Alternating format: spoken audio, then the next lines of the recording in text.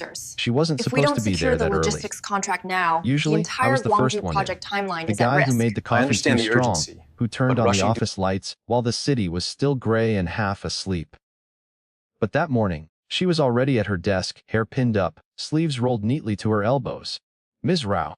40-something, direct, self-contained. The kind of woman who made silence feel organized. She didn't look up when I walked in, but the sound of my footsteps made her pause typing. Just a fraction of a second. The kind you wouldn't notice unless you'd been paying attention for months. "Morning," I said, soft. Her eyes flicked toward me. "You're early." I smiled. "So are you." She almost smiled back, almost. Then went back to her screen. The printer hummed somewhere behind her. I poured coffee for both of us, like I sometimes did when I wanted an excuse to stand a little closer. "Too strong?" I asked. She sipped, then looked at the cup like she was deciding whether to say something. "It's terrible," she said finally, "but you keep drinking it." "That's because you keep making it." Her tone was dry, but her eyes were warmer than they should have been at 7:18 a.m. The office was small, 6 desks, 2 windows, one plant that had given up on living. I spent most mornings answering emails and pretending not to watch her move around the room. She was efficient in a way that made time feel slower, not faster. Every gesture she made was careful. Setting down her pen, adjusting her glasses. The way she'd lean against the edge of her desk to think, her fingers tapping rhythmically. 3 soft taps and a pause. I started timing my sentences around those pauses. Some days, we'd talk about work. Some days about nothing. "Do you ever go home before dark?" I asked once. She replied. And that was it, a conversation made of 2 questions that didn't go anywhere, but somehow lingered longer than any real answer. I don't think she knew that I noticed the small things, like how she took her lunch in the break room, even when she said she was too busy, or how her lipstick faded unevenly after a long meeting. I noticed because noticing her had become my only quiet rebellion in a life that otherwise felt too blank. Most nights, I'd leave the office late, my phone lighting up with unsent messages.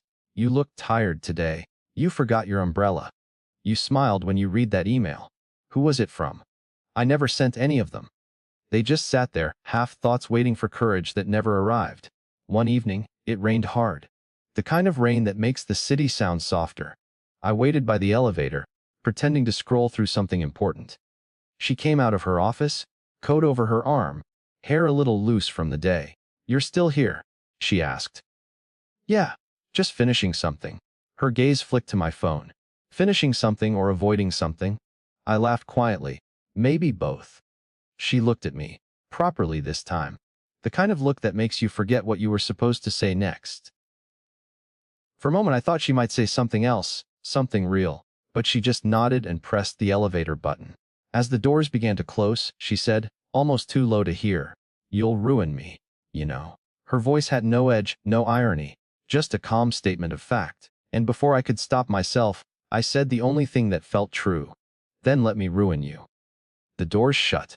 I stood there for a long time, listening to the rain against the glass, not sure if I'd crossed a line or finally told the truth. That night, a message blinked on my screen. No words. Just her name, and a single typing bubble that appeared, and then vanished. She didn't mention it the next day. The words, "You'll ruin me," had slipped into the air and disappeared like steam from a mug. She moved through the office, as if nothing had been said, but something in the silence between us had changed shape. She avoided looking at me that morning, or maybe I imagined it. The rhythm of her steps was different, slower, heavier. Her coffee sat untouched, the surface cooling into stillness. I thought about saying something, a joke, maybe, or an apology wrapped in a smile. But everything that came to mind felt too light for what had passed between us. Around noon, she called me into her office to help with a client proposal. Her tone was businesslike, but her hand trembled slightly as she pushed the laptop toward me. "Can you fix this table format? It keeps shifting." "Sure," I said, leaning closer. Our shoulders almost touched. I could smell the faint trace of jasmine on her wrist. She noticed the space between us too. I could tell because she exhaled in that slow, deliberate way people do when they're trying not to feel something. While the document loaded, she said, "You know, I used to be terrible with computers." I looked at her, surprised. She rarely spoke about herself. "Really?" My husband used to fix everything for me. It was the first time she'd mentioned him. Her husband. He's not around anymore, she added quietly. Years ago. I nodded. I'm sorry. She gave a small shrug. Don't be. Life rearranges itself. You just learn to live inside the new version. Her eyes flicked to the screen again. But her voice had softened, like she hadn't meant to reveal so much. Something in that sentence stayed with me. You learn to live inside the new version. We worked in silence for a while. Every so often, I'd glance at her reflection in the window. The city's faint lights flickering over her face. She looked steady, but there was a quiet sadness behind the steadiness, like a house with only one light left on. When she reached for the mouse, her hand brushed mine.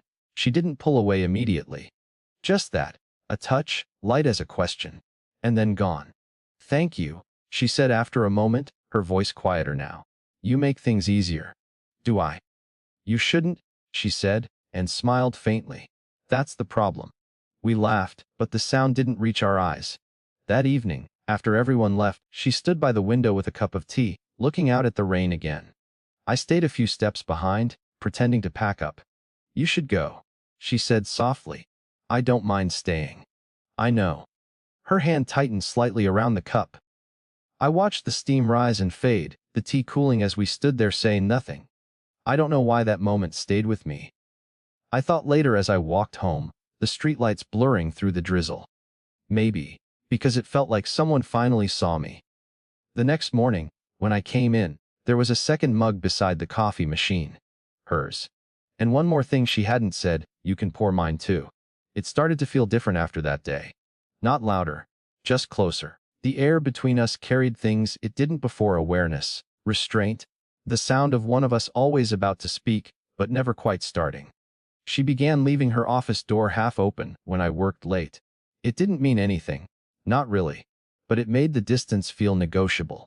Sometimes, when I brought her reports, I'd linger a second too long at her desk. She never told me to leave, but she didn't ask me to stay, either. That week, the office routine changed. A new intern joined, cheerful, talkative, always standing too close when asking questions. I caught myself watching her through the corner of my eye, not because I cared, but because she did.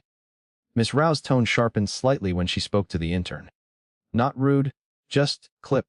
I wondered if she noticed how often the girl laughed at my small jokes. Once, during a team meeting, I looked up and found her watching me. It wasn't a long look. Just enough to remind me that this thing between us was real, even if it had no name. Later, I asked, "You seemed distracted today." She didn't look up from her papers. I'm always distracted. By work. She smiled without humor. By you probably. The pen slipped from her hand right after she said it. She bent to pick it up, but her voice stayed low. Almost like she wished she could take the words back. That evening, we were the last two left. The printer jammed, and she asked for help. I crouched beside her, close enough to see the faint scar on her wrist, the way her pulse flickered there. Here, I said, reaching past her hand. Our fingers brushed. Once, twice. Neither of us moved away. For a second, it felt like the world had narrowed to that 1 inch of contact. She pulled back first. You should go home. I'm fine, I said quietly. You don't have to pretend. Her eyes lifted. Tired, soft. I'm not pretending. I'm protecting. I wanted to ask what, or who, she meant.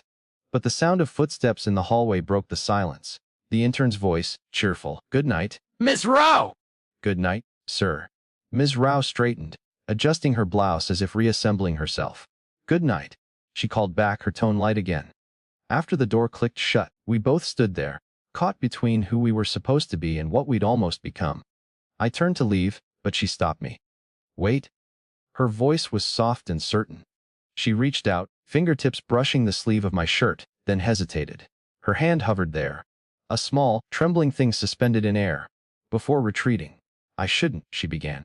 I know, I said. The pause stretched between us, heavy and quiet. Then, so softly I almost missed it. Still, she whispered. You make it hard to remember why. Our eyes met, close enough that a breath could have changed everything. But she stepped back, and I let her. It was Thursday evening. The office had gone quiet early, the kind of quiet that makes small sounds feel loud. A clock ticked. A chair creaked. The hum of the vending machine filled the spaces where conversation should have been. Ms. Rao stood by the window again, coat folded over her arm, staring at something outside. Maybe the lights, maybe nothing at all. I hovered near the doorway, holding her phone. She'd left it on my desk during a meeting. "You forgot this," I said. She turned, startled. Like she'd been far away in her head. "Ah, thank you." I handed it to her, our fingers brushing just slightly. She didn't pull away this time, just looked at me. Really looked. As if trying to decide what I was. A risk, a mistake, a mirror. "You seem somewhere else," I said. "Maybe I am? Want to walk a bit? Fresh air might help." She hesitated, then nodded once. We walked along the narrow street behind the building, where the air smelled faintly of rain and jasmine. She kept her hands tucked into her coat pockets, steps careful, like she was measuring the distance between each word. "After a while," she said, "you know, I used to walk here with my son when he was your age." I blinked. She'd never mentioned him before. "He's in Singapore now," she continued. "Calls when he remembers. Or when he feels guilty." There was no bitterness in her voice. Just a calm acceptance that hurt more than anger ever could. "I didn't know you had a son," I said. "You weren't supposed to." We kept walking. The night buzzed faintly with city sounds. A passing bus, a closing shutter, the rhythmic tap of her heels. "I worry sometimes," she said, her voice softer now, "that I've forgotten how to be someone outside this office." "You haven't. Then why does it feel like you're the only one who reminds me?" That stopped me. She didn't mean to say it. I could tell. Her breath caught, a small betrayal of composure. "Ms. Rao." She smiled faintly. "You still call me that." I swallowed. "What should I call you?" She looked at me for a long time, eyes glinting under the streetlight. "Don't." "Don't what?" "Don't make this harder than it already is." Her voice trembled. The first crack I'd ever heard in it. We sat down on a low bench near the curb. She rubbed her thumb along the rim of her cup. A nervous habit she'd never shown before. "I thought I could control it," she said quietly. "This, whatever this is." And now, she laughed once, soft, almost self-mocking. "Now I can't tell if I'm mentoring you or ruining myself." I wanted to say she wasn't ruining anything. That maybe this was what being alive felt like after too long of pretending not to be. Instead, I said nothing. The silence stretched, warm and fragile. She turned to me, eyes searching, then dropped her gaze to my hands. "You're too young to understand," she whispered. "Then explain it," I said, her lips parted like she might. But the words never came. Only a breath, slow, unsteady, that carried something almost like confession. She looked up, her face close enough that I could see the reflection of the street light in her eyes. Then, quietly, "Tell me, what do you think this is?" And the question hummed there, trembling in the cool night air. Unanswered, because maybe neither of us really wanted the answer. She didn't reply that week. Not to texts. Not to the little notes I left on her desk. Not even the half smiles I tried to sneak across the office.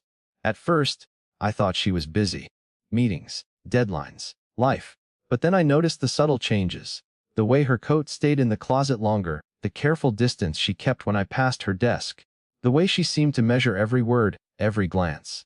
It made me nervous in a way I hadn't expected. I wasn't used to this. To someone disappearing without reason, to the absence of the tiny rituals that had tethered me to her. Friday afternoon, I walked past her office. She was there, but not really there. A pile of papers blocked her view of the window. The light from outside hit her hair differently, softer, but her shoulders were tense, stiff. She didn't look up when I cleared my throat. "I left your coffee here," I said, placing the cup on the corner of her desk. She didn't move. I lingered.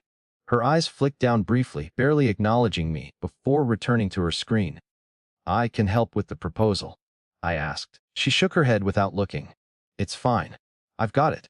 That was new. She never refused my help. Later that evening, I sat at my usual cafe. I watched people pass, thought about how strange it felt to crave someone's presence so much and have it suddenly withheld. Her voice lingered in my memory. The way she said, "You'll ruin me, and don't make this harder than it already is." Now, all I had was silence. I imagined reasons. Her son coming to visit unexpectedly. An old flame resurfacing. Something in her life I didn't know how to reach. Each possibility twisted like smoke, leaving me dizzy but empty at the same time. Monday morning, I left the office early. Her desk sat as it always had, but now it felt like a placeholder. A space that once held something I couldn't name. Connection, hope, danger. Now just stillness. I opened my phone to text her, "Are you okay?" and then deleted it. Instead, I stared at her empty chair across the room. The clock ticked. My coffee cooled. I didn't feel heartbroken. I felt paused. Like life forgot to finish the sentence. I left the office that day without knocking on her door, without waiting for her to notice me. I walked past her apartment afterward.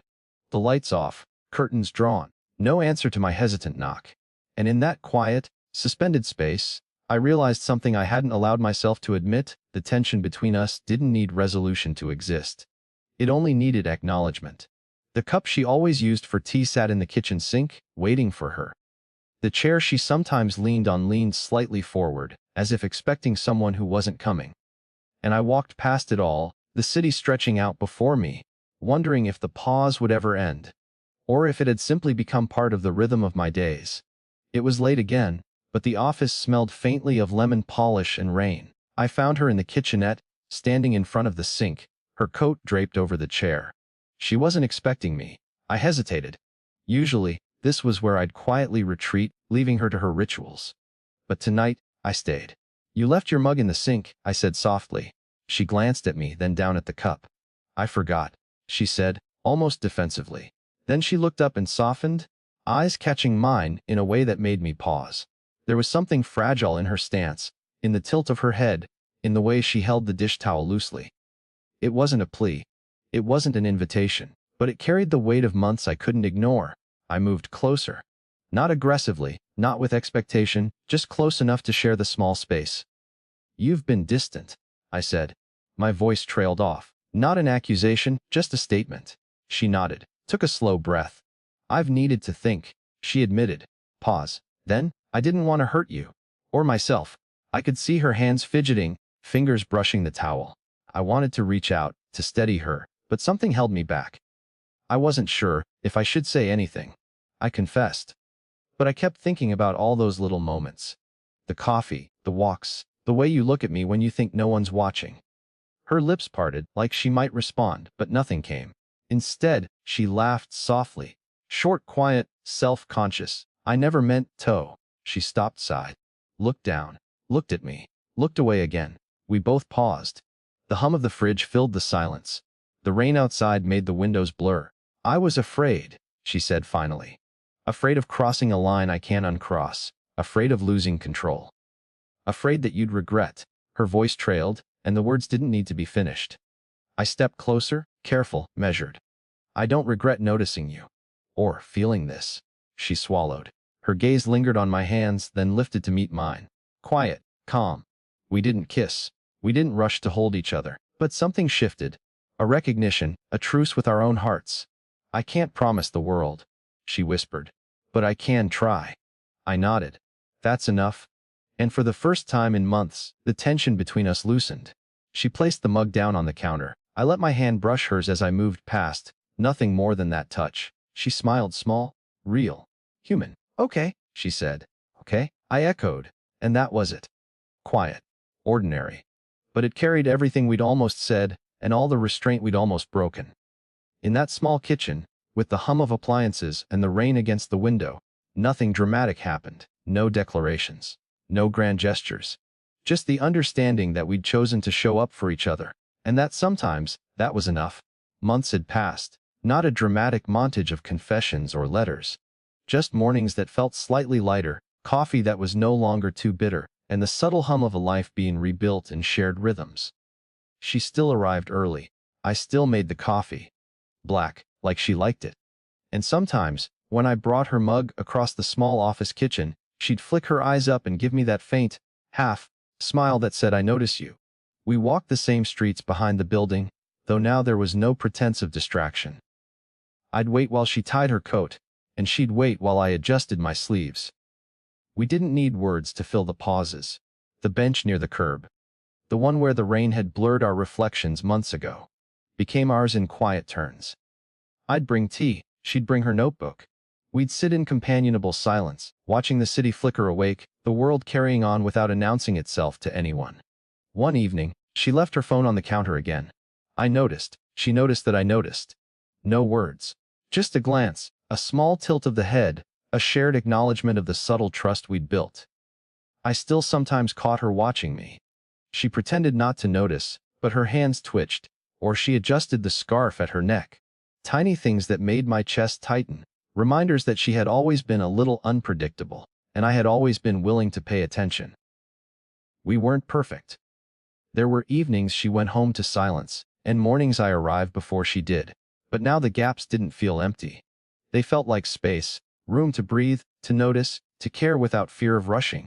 I remembered that first touch, the unsent messages, the words we almost said on rainy nights. They weren't erased. They were folded into the everyday, the mug she left half full, the faint scent of jasmine lingering near her desk, the quiet laughter over coffee when we both knew the joke was only ours. One Friday she finally smiled fully, standing by her office window as the city lights blinked on. "You've been patient," she said quietly. "I'm still learning," I replied. She looked at me, eyes soft, and nodded. No grand gestures, no speeches. Just a moment that meant everything. I walked home later, thinking about how ordinary life had become extraordinary simply because we shared it. The clock read 8:47 a.m. on my phone the next morning.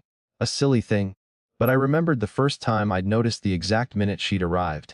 How meticulous she had always been. Now, it felt like a tiny anchor, a private rhythm that only we could understand. I poured my black coffee and smiled at the reflection in the kitchen window. Somewhere between unsent messages, brief silences, and shared mugs we had arrived. Not at perfection. Not at a storybook ending. Just here, together, and that was enough.